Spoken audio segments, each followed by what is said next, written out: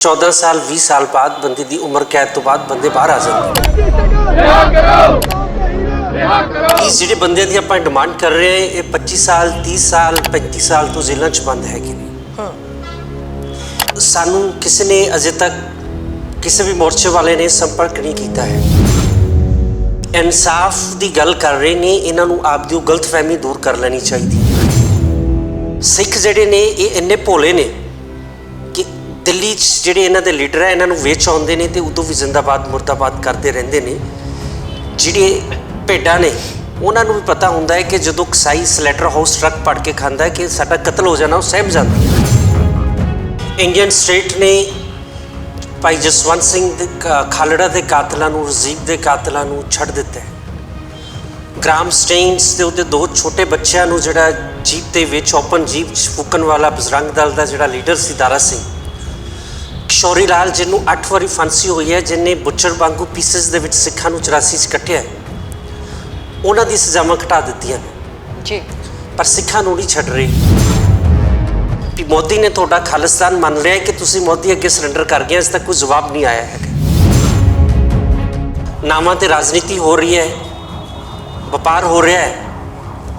ਸੋ ਅਸੀਂ ਬਰਗਾੜੀ ਦੇ ਵਿੱਚ ਗਏ ਸੀ, ਉਦੋਂ ਆਰਗੇਨਾਈਜ਼ਰਸ ਨੂੰ ਕਿਹਾ ਸੀ ਕਿ ਅਸੀਂ ਆਪਦੀ ਗੱਲ ਰੱਖਣਾ ਚਾਹੁੰਦੇ ਹਾਂ, ਕੌਮ ਨੂੰ ਦੱਸਣਾ ਚਾਹੁੰਦੇ ਹਾਂ ਕਿ ਸਾਡਾ ਵਿਊ ਕੀ ਹੈ। ਸਾਨੂੰ ਇਹਨਾਂ ਨੇ ਟਾਈਮ ਦੇਣ ਤੋਂ ਮਨਾ ਕਰ ਦਿੱਤਾ ਸੀ। ਤੁਸੀਂ ਰਾਜਨੀਤੀ ਕਰਨੀ ਹੈ ਤੇ ਪੰਜਾਬ ਦੇ ਮੈਦਾਨ 'ਚ ਕਰੋ, ਪਤਾ ਲੱਗ ਜੂਗਾ ਤੁਹਾਡੇ ਨਾਲ ਕਿੰਨੇ ਲੋਕ ਨੇ। ਸਿੱਖਾਂ ਦੇ ਸਿੰਘਾਂ ਦੇ ਸਿਰ ਦੇ ਉੱਪਰ ਇਸ ਕਿਸਮ ਦੀ ਕੋਈ ਵਪਾਰ ਨਾ ਕਰੋ। ਭਾਈ ਜਗਤਾਰ ਸਿੰਘ ਤਾਰੇ ਨੇ 2019 'ਚ ਵੀ ਕਹਿ ਦਿੱਤਾ ਸੀ ਕਿ ਮੈਂ ਇੰਡੀਅਨ ਸਟੇਟ ਅੱਗੇ ਝੁਕਾਂਗਾ ਨਹੀਂ। ਔਰ ਸਾਡੇ ਬੰਦੇ ਕਹਿੰਦੇ ਨੇ ਕਿ ਇੰਡੀਅਨ ਸਟੇਟ ਅੱਗੇ ਝੁਕਣ ਦੀ ਬਜਾਏ ਅਸੀਂ ਮੌਤ ਪ੍ਰੈਫਰ ਕਰਾਂਗੇ।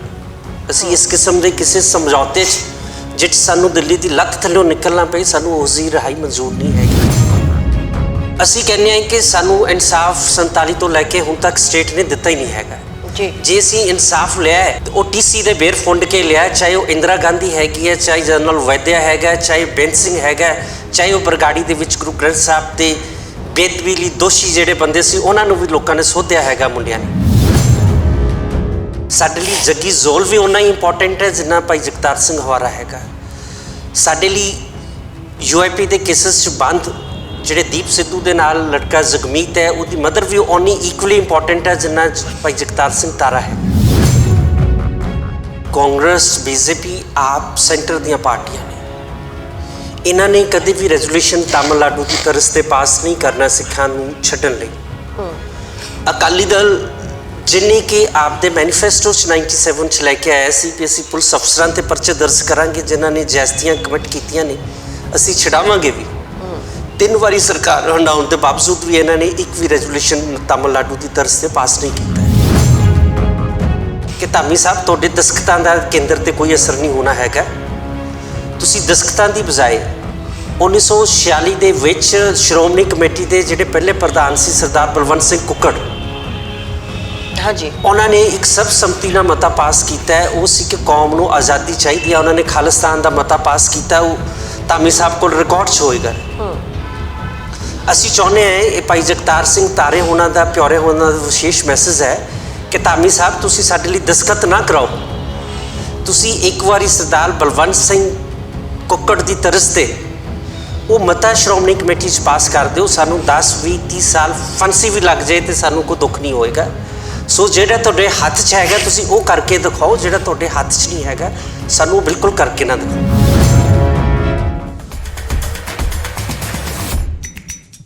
ਸਤਿ ਸ਼੍ਰੀ ਅਕਾਲ ਜੀ, ਤੁਹਾਡਾ ਪ੍ਰੋਗਰਾਮ ਅਨਕਟ ਦੇ ਵਿੱਚ ਸਵਾਗਤ ਹੈ। ਚੰਡੀਗੜ੍ਹ ਮੋਹਾਲੀ ਦੇ ਬਾਰਡਰ ਤੇ ਕੌਮੀ ਇਨਸਾਫ ਮੋਰਚਾ ਜਿਹੜਾ ਉਹ ਲੱਗਿਆ ਹੋਇਆ। ਇੱਕ ਤਰਫ ਉੱਥੇ ਜਿਹੜਾ ਪਿਛਲੇ ਦਿਨੀ ਲੋਕਾਂ ਦਾ ਹੜ੍ਹ ਆਇਆ, ਉੱਥੇ ਹੀ ਕਿਤੇ ਨਾ ਕਿਤੇ ਖਦਸ਼ੇ ਵੀ ਪੈਦਾ ਹੋ ਰਹੇ ਨੇ। ਉਹ ਕਿਉਂ ਹੋ ਰਹੇ ਨੇ, ਕਿਵੇਂ ਹੋ ਰਹੇ ਨੇ, ਉਸ ਦੇ ਬਾਰੇ ਗੱਲਬਾਤ ਕਰਾਂਗੇ। ਅੱਜ ਸਾਡੇ ਨਾਲ ਭਾਈ ਪਿਓਰਾ ਤੇ ਭਾਈ ਤਾਰਾ ਉਹਨਾਂ ਦੇ ਵਕੀਲ ਨੇ, ਸਿਮਰਨਜੀਤ ਸਿੰਘ ਸਾਡੇ ਨਾਲ ਨੇ। ਅੱਜ ਉਹਨਾਂ ਨਾਲ ਗੱਲਬਾਤ ਕਰਾਂਗੇ। ਇਹ ਬਹੁਤ ਹੀ ਡਿਫਰੈਂਟ ਇੱਕ ਮਾਹੌਲ ਜਿਹੜਾ ਹੈ ਹੋ ਰਿਹਾ, ਜਿਸ ਦੇ ਕਾਰਨ ਉਹਨਾਂ ਨੂੰ ਅੱਜ ਇੱਥੇ ਆ ਕੇ ਗੱਲਬਾਤ ਕਰਨੀ ਪਈ ਹੈ। ਪਹਿਲਾਂ ਤਾਂ ਮੈਂ ਉਹਨਾਂ ਦਾ ਸਵਾਗਤ ਕਰਦੀ ਹਾਂ। ਵਕੀਲ ਸਾਹਿਬ, ਸਵਾਗਤ ਹੈ ਤੁਹਾਡਾ। Thank you. ਗੱਲ ਉੱਥੇ ਸ਼ੁਰੂ ਹੁੰਦੀ ਹੈ ਕਿ ਜਿਹੜੇ ਬੰਦੀ ਸਿੰਘ ਨੇ ਉਹਨਾਂ ਦੀ ਗੱਲਬਾਤ ਰਿਹਾਈ ਦੀ ਬਹੁਤ ਲੰਮੇ ਸਮੇਂ ਤੋਂ ਚੱਲ ਰਹੀ ਹੈ। ਤੁਸੀਂ ਅੱਜ ਕਿਹਾ ਕਿ ਭਾਈ ਭਿਓਰਾ ਤੇ ਭਾਈ ਤਾਰਾ ਦੇ ਵੱਲੋਂ ਤੁਸੀਂ ਕੋਈ ਸੁਨੇਹਾ ਲੈ ਕੇ ਆਏ ਹੋ, ਕੌਮ ਨੂੰ ਵੀ ਦੇਣਾ ਚਾਹੁੰਦੇ ਹੋ, ਮੋਰਚੇ ਨੂੰ ਵੀ ਦੇਣਾ ਚਾਹੁੰਦੇ ਹੋ, ਕਿਸ ਤਰੀਕੇ ਦਾ ਸੁਨੇਹਾ ਹੈਗਾ? ਦੇਖੋ, ਸਭ ਤੋਂ ਪਹਿਲੇ ਤਾਂ ਆਪਾਂ ਐਕਸਪਲੇਨ ਕੀਤਾ ਹੈ ਕਿ ਕੇਸ ਕੀ ਹੈਗਾ। ਬੜੇ ਲੰਬੇ ਸਮੇਂ ਤੋਂ ਲੋਕਾਂ ਦੇ ਵਿੱਚ ਚਰਚਾ ਹੈਗੀ ਹੈ ਕਿ ਮੁੰਡੇ ਜੇਲ੍ਹਾਂ 'ਚ ਬੰਦ ਹੈਗੇ ਨੇ, ਛੱਡੇ ਨਹੀਂ ਜਾ ਰਹੇ। ਅਸੀਂ ਦੱਸਣਾ ਚਾਹੁੰਦੇ ਹਾਂ ਕਿ ਜਿਹੜਾ ਜਨਰਲੀ ਇੰਡੀਅਨ ਕਨਸਟੀਟਿਊਸ਼ਨ ਜਿਹੜਾ ਲਾਅ ਹੈਗਾ ਉਹਦੇ 'ਚ ਪ੍ਰੋਵੀਜ਼ਨ ਹੈਗੀ ਹੈ ਕਿ 14 ਸਾਲ 20 ਸਾਲ ਬਾਅਦ ਬੰਦੇ ਦੀ ਉਮਰ ਕੈਦ ਤੋਂ ਬਾਅਦ ਬੰਦੇ ਬਾਹਰ ਆ ਜਾਂਦੇ ਨੇ ਜੀ। ਇਹ ਜਿਹੜੇ ਬੰਦਿਆਂ ਦੀ ਆਪਾਂ ਡਿਮਾਂਡ ਕਰ ਰਹੇ ਹਾਂ ਇਹ 25 ਸਾਲ 30 ਸਾਲ 35 ਸਾਲ ਤੋਂ ਜੇਲ੍ਹਾਂ 'ਚ ਬੰਦ ਹੈਗੇ ਨੇ। ਇੰਡੀਅਨ ਸਟੇਟ ਨੇ ਭਾਈ ਜਸਵੰਤ ਸਿੰਘ ਦੇ ਖਾਲੜਾ ਦੇ ਕਾਤਲਾਂ ਨੂੰ, ਰਜ਼ੀਬ ਦੇ ਕਾਤਲਾਂ ਨੂੰ ਛੱਡ ਦਿੱਤਾ ਹੈ। ਗ੍ਰਾਮ ਸਟੇਨਸ ਤੇ ਉਹਦੇ 2 ਛੋਟੇ ਬੱਚਿਆਂ ਨੂੰ ਜਿਹੜਾ ਜੀਪ ਦੇ ਵਿੱਚ ਓਪਨ ਜੀਪ 'ਚ ਫੂਕਣ ਵਾਲਾ ਬਜਰੰਗ ਦਲ ਦਾ ਜਿਹੜਾ ਲੀਡਰ ਸੀ ਦਾਰਾ ਸਿੰਘ, ਕਿਸ਼ੋਰੀ ਲਾਲ ਜਿਹਨੂੰ 8 ਵਾਰੀ ਫਾਂਸੀ ਹੋਈ ਹੈ, ਜਿਹਨੇ ਬੁੱਚਰ ਵਾਂਗੂ ਪੀਸਸ ਦੇ ਵਿੱਚ ਸਿੱਖਾਂ ਨੂੰ 84 'ਚ ਕੱਟਿਆ, ਉਹਨਾਂ ਦੀ ਸਜ਼ਾਵਾਂ ਘਟਾ ਦਿੱਤੀਆਂ ਨੇ ਜੀ। ਪਰ ਸਿੱਖਾਂ ਨੂੰ ਨਹੀਂ ਛੱਡ ਰਹੀ ਕਿਉਂਕਿ ਅਸੀਂ ਮਹਿਸੂਸ ਕਰਦੇ ਹਾਂ ਕਿ ਇੰਡੀਅਨ ਸਟੇਟ ਸਿੱਖਾਂ ਨੂੰ ਪ੍ਰਿਜ਼ਨਰ ਆਫ ਵਾਰ ਸਮਝਦੀ ਹੈ, ਜਿਨ੍ਹਾਂ 'ਤੇ ਹਿੰਦੁਸਤਾਨ ਦੇ ਕਾਨੂੰਨ ਲਾਗੂ ਨਹੀਂ ਹੁੰਦੇ ਹੈਗੇ ਜੀ। ਅੱਜ ਅਸੀਂ ਇੱਥੇ ਤਾਂ ਬੈਠੇ ਹਾਂ ਕਿ ਲੰਬੇ ਸਮੇਂ ਤੋਂ ਪੰਜਾਬ ਦੇ ਵਿੱਚ ਤਰ ਮੋਰਚੇ ਲੱਗ ਰਹੇ ਨੇ, ਕੋਈ ਕਿਤੇ ਲੱਗਦਾ ਹੈ, ਕੋਈ ਕਿਤੇ ਲੱਗਦਾ ਹੈ। ਸੋ ਸਾਨੂੰ ਕਿਸੇ ਨੇ ਅਜੇ ਤੱਕ ਕਿਸੇ ਵੀ ਮੋਰਚੇ ਵਾਲੇ ਨੇ ਸੰਪਰਕ ਨਹੀਂ ਕੀਤਾ ਹੈਗਾ। ਬੀਇੰਗ ਲਾਇਰ, ਜਿਵੇਂ ਤੁਸੀਂ ਮੈਨੂੰ ਲਾਇਰ ਇੰਗੇਜ ਕਰਦੇ ਹੋ, ਮੇਰਾ ਬੀਇੰਗ ਲਾਇਰ ਫਰਜ਼ ਹੈਗਾ ਕਿ ਮੈਂ ਤੁਹਾਨੂੰ ਪੁੱਛਾਂ ਕਿ ਤੁਹਾਡਾ ਕੇਸ ਕੀ ਹੈ, ਤੁਸੀਂ ਚਾਹੁੰਦੇ ਕੀ ਹੋ, ਕਰਨਾ ਕਿਵੇਂ ਹੈ। ਉਹ ਸਥਿਤੀ ਭਾਈ ਜਗਤਾਰ ਸਿੰਘ ਤਾਰੇ ਤੇ ਭਾਈ ਪਰਮਜੀਤ ਸਿੰਘ ਭਿਓਰੇ ਦੀ ਹੈਗੀ ਹੈ। ਕਿਸੇ ਨੇ ਅਜੇ ਤੱਕ ਇਹ ਨਹੀਂ ਪੁੱਛਿਆ ਹੈਗਾ ਭਾਈ ਤੁਸੀਂ ਚਾਹੁੰਦੇ ਕੀ ਹੋ। ਨਾਵਾਂ ਤੇ ਰਾਜਨੀਤੀ ਹੋ ਰਹੀ ਹੈ, ਵਪਾਰ ਹੋ ਰਿਹਾ ਹੈ। ਸੋ ਅਸੀਂ ਬਰਗਾੜੀ ਦੇ ਵਿੱਚ ਗਏ ਸੀ, ਉਦੋਂ ਆਰਗੇਨਾਈਜ਼ਰਸ ਨੂੰ ਕਿਹਾ ਸੀ ਕਿ ਅਸੀਂ ਆਪ ਦੀ ਗੱਲ ਰੱਖਣਾ ਚਾਹੁੰਦੇ ਹਾਂ, ਕੌਮ ਨੂੰ ਦੱਸਣਾ ਚਾਹੁੰਦੇ ਹਾਂ ਕਿ ਸਾਡਾ ਵਿਊ ਕੀ ਹੈ। ਸਾਨੂੰ ਇਹਨਾਂ ਨੇ ਟਾਈਮ ਦੇਣ ਤੋਂ ਮਨਾ ਕਰ ਦਿੱਤਾ ਸੀ। ਸੋ ਧੜਾ ਮੋਰਚੇ ਹੋਣ ਕਰਕੇ, ਮੋਰਚਿਆਂ ਦਾ ਲਗਾਤਾਰ ਫੇਲੀਅਰ ਹੋਣ ਕਰਕੇ ਅਸੀਂ ਕੌਮ ਨੂੰ ਦੱਸਣਾ ਚਾਹੁੰਦੇ ਹਾਂ ਕਿ ਸਾਡਾ ਵਿਊ ਕੀ ਹੈਗਾ। ਸਭ ਤੋਂ ਪਹਿਲੇ ਤਾਂ ਇਹ ਦੱਸਣਾ ਚਾਹੁੰਦੇ ਹਾਂ ਕਿ ਪਿਛਲੇ 37 ਸਾਲ ਦੇ ਵਿੱਚ ਇੰਡੀਅਨ ਸਟੇਟ ਨੇ ਸਿੱਖਾਂ ਨਾਲ ਕਦੇ ਵੀ ਟੇਬਲ 'ਤੇ ਨਹੀਂ ਬੈਠੀ ਹੈਗੀ। ਇੰਡੀਅਨ ਸਟੇਟ ਕਸ਼ਮੀਰੀਆਂ ਨਾਲ ਬੈਠੀ ਹੈ, ਨਾਗਿਆਂ ਨਾਲ ਬੈਠੀ ਹੈਗੀ ਹੈ, ਤ੍ਰਿਪੁਰਾ ਦੇ ਵਿੱਚ ਬੈਠੀ ਹੈ, ਅਸਮ ਦੇ ਉਲਫਾ ਵਾਲਿਆਂ ਨਾਲ ਬੈਠੀ ਹੈ। ਕਿਉਂਕਿ ਸਾਡੀ ਜਿਹੜੀ ਮੂਵਮੈਂਟ ਹੈ ਫੀਲਡ 'ਚ ਬਹੁਤ ਕਮਜ਼ੋਰ ਹੈ।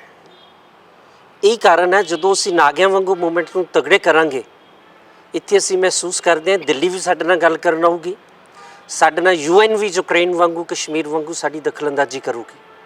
ਅੱਜ ਸਾਡੇ ਨਾਲ ਕੋਈ ਗੱਲ ਕਰਨਾ ਨਹੀਂ ਚਾਹੁੰਦਾ। ਸਥਿਤੀ ਹਾਸੋ ਹੀ ਨਹੀਂ ਬਣੀ ਹੈ ਕਿ ਲੋਕ ਜਾਂਦੇ ਨੇ ਦਿੱਲੀ ਕੋ ਅਸੀਂ ਛਡਾ ਕੇ ਲੈ ਆਉਣੇ ਨੇ। ਉਹ ਚਾਹੇ ਤਾਂ ਇਹਨਾਂ ਨੂੰ ਟਾਈਮ ਨਹੀਂ ਦਿੰਦੇ, ਜੇ ਕੋਈ ਦਿੰਦਾ ਵੀ ਹੈ ਤਾਂ ਚਾਹ ਤਾਂ ਕੱਪ ਪਿਆ ਕੇ ਤੋੜ ਦਿੰਦਾ, ਰਿਜ਼ਲਟ ਜ਼ੀਰੋ ਹੈਗਾ। ਸੋ ਅਸੀਂ ਇਹ ਸਪਸ਼ਟ ਕਰਨਾ ਚਾਹੁੰਦੇ ਹਾਂ ਕਿ ਸਾਡਾ ਸਟੈਂਡ ਕੀ ਹੈਗਾ ਇਸ ਸਾਰੀ ਗੱਲ ਨੂੰ ਲੈ ਕੇ। ਭਾਈ ਜਗਤਾਰ ਸਿੰਘ ਤਾਰੇ ਹੋਣਾ ਦਾ, ਭਿਓਰੇ ਹੋਣਾ ਦਾ ਇਹ ਸਟੈਂਡ ਹੈਗਾ ਕਿ ਇਹ ਜਿਹੜੀ ਸਾਰੀ ਦੁਰਦਸ਼ਾ ਹੈਗੀ ਹੈ, ਇਹਦਾ ਕਾਰਨ ਇੱਕੋ ਹੀ ਜਿਹੜੀ 9 ਮਾਰਚ ਦੀ ਅਸੀਂ ਅੰਗਰੇਜ਼ਾਂ ਨਾਲ ਸੰਧੀ ਕੀਤੀ ਹੈ, ਟ੍ਰੀਟੀ ਆਫ ਲਾਹੌਰ ਹੈਗੀ ਹੈ, ਉਹ ਹੈਗੀ ਹੈ।